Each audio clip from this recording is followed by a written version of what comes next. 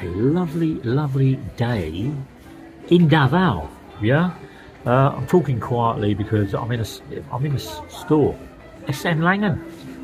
I'm having a coffee with Scott, enjoying it. Me and Scott were talking this morning about this, all these vlogs online at the moment regarding Elliot Eastman. Our hearts beat to the city streets. We began to feel the fire. We rise like The American that disappeared in Zambonga 1 week ago today at 5 o'clock. So if you don't know too much about it, Elliot Eastman was 26 years of age, come from Vermont, was in the US of A, and he had a really good family relationship with his grandparents. Didn't have a good relationship with his father, and there's no mention online about his mum, so I can only assume that the relationship with his mother wasn't clever at all. Now, a couple of years ago, he started travelling and he came to the Philippines, and he had a relationship with a woman in Zambonga city, and that didn't work out, and he got upset and he got a little bit despondent until he found a young lady called Krishna, who is, should I say, Muslim, and came from Cebuco in Zambonga del Norte. And to cut a long story short, he moved to Cebuco and started doing some vlogs about life in the provinces. 5 months ago, he converted to Islam, and he married Krishna. Now, sounds really, really nice. He's had a little bit of an problem upbringing in the US. He's come here trying to find life and everything like that. But he's moved to one of the worst areas you can actually move to regarding foreigners. It's very insular and it's very, very protective, and they've had quite a few issues in these areas over the last 10 to 15, 20 years. Now, he converted to Muslim, to being a Muslim and Islam. Now, did he really believe in it? Really, did he, or was he just doing it so he could marry? So, Krishna comes from the region, and she supposedly, only supposedly, guys, had a relationship with a local man from one of the local tribes in the Zambonga del Norte, and he was really upset when she or he finished the relationship. So bear this in mind. I'm coming to it in a second. So Elliot Eastman converted. 5 months ago he got married to the woman, and he was living and vlogging, and he's doing little vlogs about eating jelly sticks and the food and where he lives and about life. However, some of the vlogs that he's posted are quite disturbing. tall buildings as the chemicals they take us higher. The night's young. Because he's talking openly and frank about his fear of being kidnapped, his fear about living in this area, about he's worried somebody knocking on the door, but he's giving the impression that he can look after himself, and he's giving this impression of bravado. So he's living in this world is a little bit of a risk.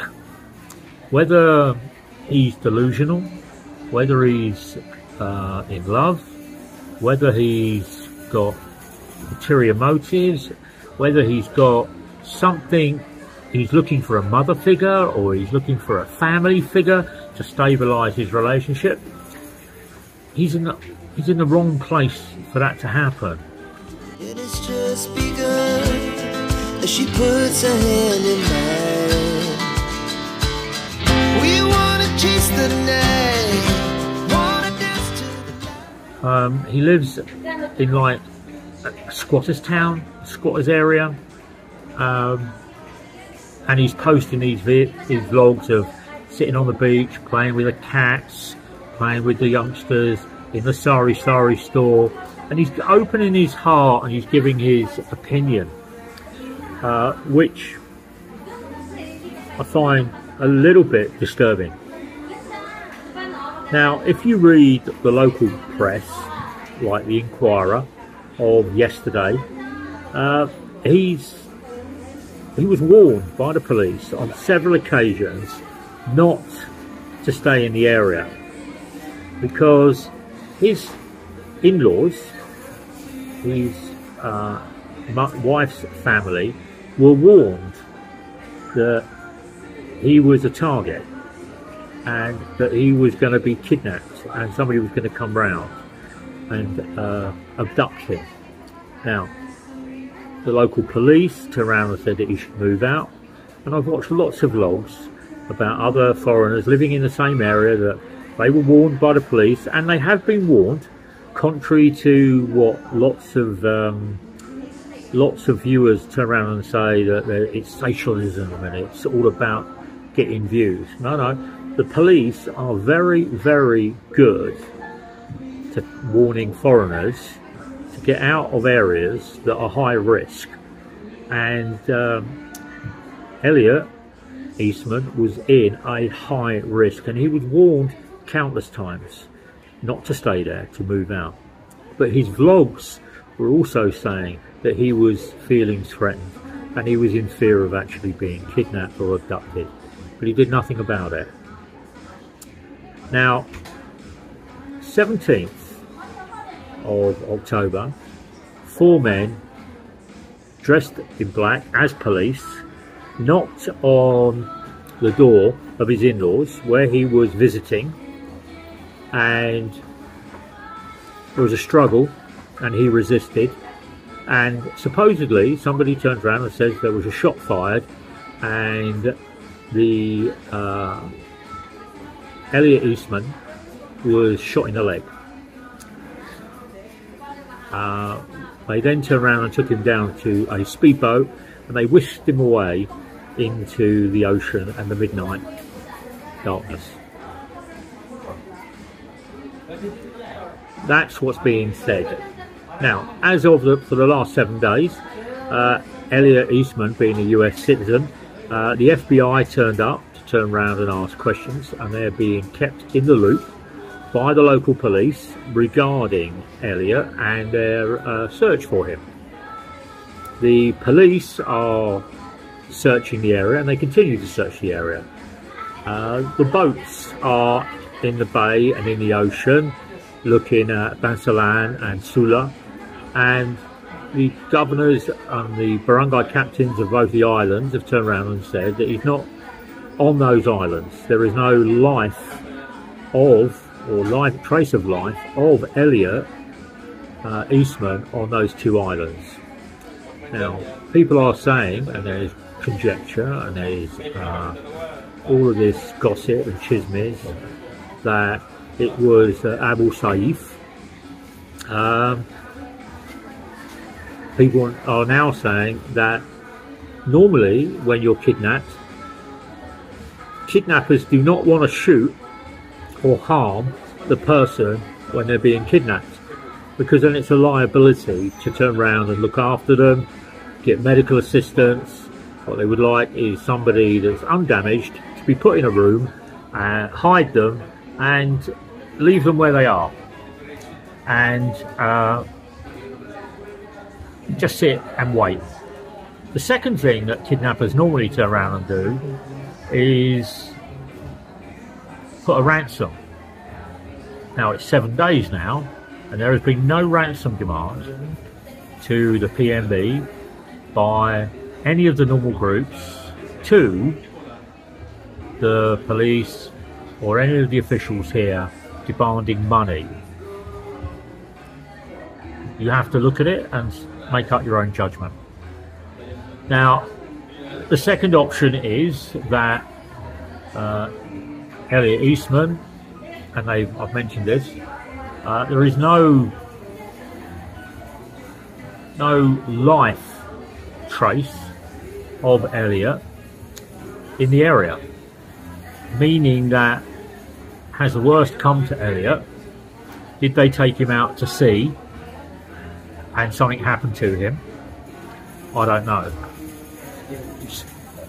I do know that there are 3 or 4 vlogs going around with a fat white guy floating in the ocean, no bullet holes, head cracked open and skull with boxer shorts on. However, as of today, today being Thursday, the Inquirer turned around and said that there has been no body found. 50,000 to 100,000 peso for any information leading to the speedboat or the recovery of Elliot Eastman,